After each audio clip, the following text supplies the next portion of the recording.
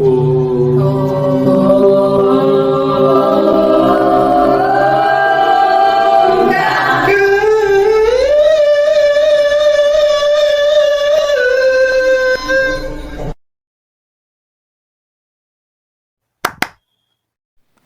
tandaan, calm ka.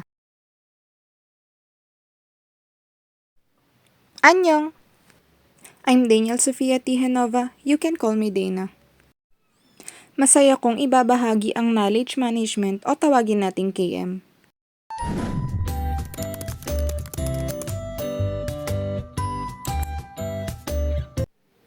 Ito'y proseso ng pag-oorganisa, paglikha, paggamit at pagbabahagi ng kolektibong kaalaman o impormasyon patungkol sa isang organisasyon.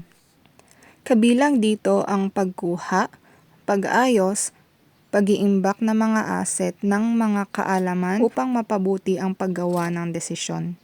Pagbabago, pakikipagtulungan at pangkalahatang pagganap ng isang organisasyon.